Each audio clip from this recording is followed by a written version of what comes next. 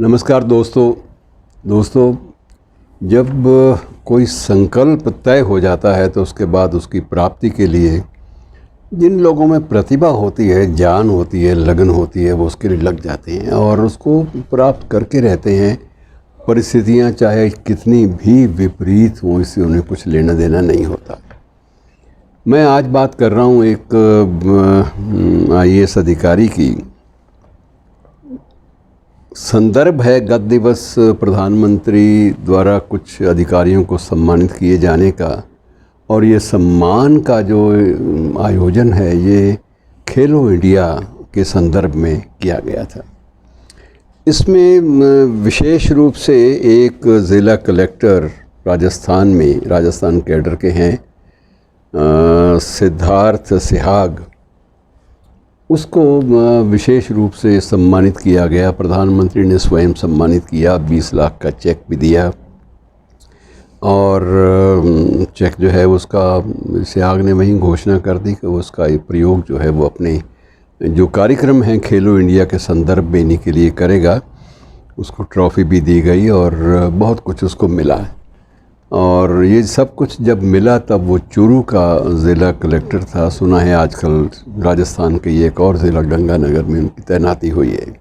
बहरहाल ये तैनाती और ये चीज़ें तो ये सेवा का एक सिलसिला है जो कभी भी कहीं भी हो सकता है, लेकिन सम्मान अपने आप में बड़ा इसलिए भी है कि उसने बहुत सारी प्रेरणादायक बातें जो हैं वो अगली पीढ़ी के लिए बांटी हैं, जो हमें भी आपस में बांट लेनी चाहिए।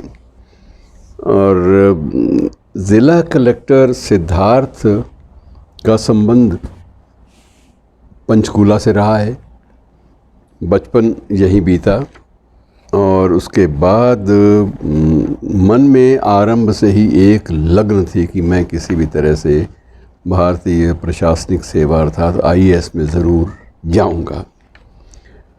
और इसी ललक को लेकर उसने श्रम किया, मेहनत की, छोटे से स्कूल में प्रवेश लिया जिसमें भी मिला। जन्म उसका हिसार के एक गांव है सिवानी बोलान, तो वहाँ जन्म हुआ था। पूरी पढ़ाई पंचकूला में हुई और संयोग ये है कि सारा परिवार ही इसी श्रम के आधार पर, श्रम के आप कह सकते हैं कि श्रम का मोल चुकाते हुए उन लोगों ने, सारे परिवार ने ही अपने लिए सही स्थान जो है न प्रगति की वो चुन लिए।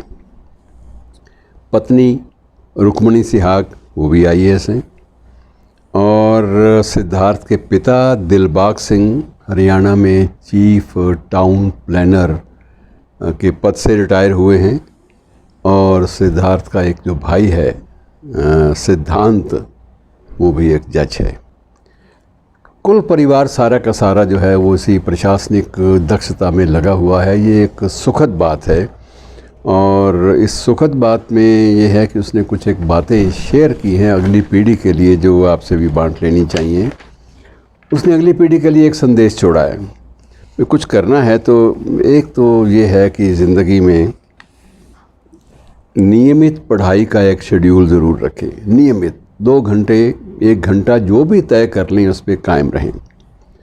दूसरा एक बड़ी महत्वपूर्ण बात उसने दी है कि अफवाहों से दूर रहो। ये अफवाहें आपको आगे बढ़ने से बिल्कुल रोक देंगी। ये शपथ ही ले लो कि अगर मैंने ज़िंदगी में आगे बढ़ना है तो अफवाहें ना सुनूंगा ना फैलाऊंगा। तीसरी बात है कि अगर आपको अपनी कैपेबिलिटी, अपनी योग्यता पर भरोसा ही नहीं है तो आप कुछ नहीं कर सकते। इसलिए अपनी कैपेबिलिटी, अपनी योग्यता पर भरोसा रखना सीखो और ये मत सोचो कि पहले 2 साल तैयारी करेंगे बाद में अटेम्प्ट करेंगे। ये तरीका गलत है। हर अटेम्प्ट ज़रूरी है, हर अटेम्प्ट ज़रूरी है, ये मान के चलिए। और इंटरनेट से भी हमेशा अपने आप को अपडेट करते रहिए। ऐसा ना हो कि आपने वो ज्ञान का कोई मुहावरा 2 साल पहले सुना था या 10 साल पहले कहीं पढ़ा था तो उसके बाद आप उसी को आज तक रिपीट करते जा रहे हैं, तो वो नहीं चलता। अपडेटिंग होनी चाहिए, ज़रूरी है। और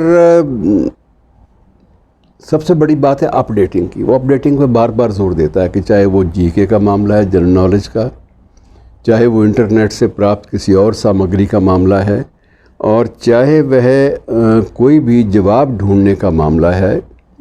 एक तो अपडेटिंग, दूसरा अपने आंसर को ब्रीफ रखिए। यदि आपने ब्रीफिंग सीख ली कि आपने संक्षिप्त में व्यापक बात कहनी सीख ली तो आपके लिए बड़ी मददगार होती है।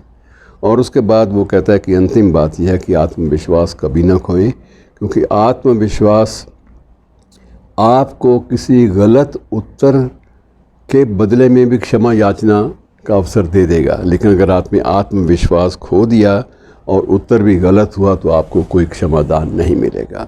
इसलिए आत्मविश्वास ज़रूर रखो कि मैं जो कुछ उत्तर दे रहा हूँ वो नपा तुला और मुझे प्राप्त ज्ञान के आधार पर दे रहा हूँ। तो उसने ये कुछ चीज़ें आने वाली पीढ़ी के लिए कही हैं जो स्वीकार कर लेनी चाहिए पीढ़ी को। और उसका भी चयन पहले जुडिशरी के लिए हुआ, जुडिशरी के बाद उसने फिर IAS में प्रयास किया, क्योंकि लक्ष्य वही था।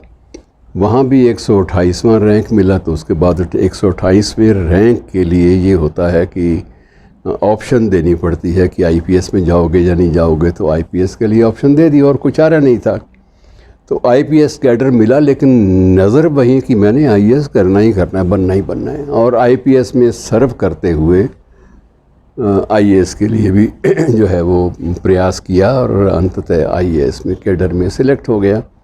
तो एक प्रकार से एक लगन जो है, तयशुदा निर्धारित लक्ष्य के प्रति एक समर्पण की भावना, ये अवश्य मदद करती है। ये उसका संदेश था। शुक्रिया।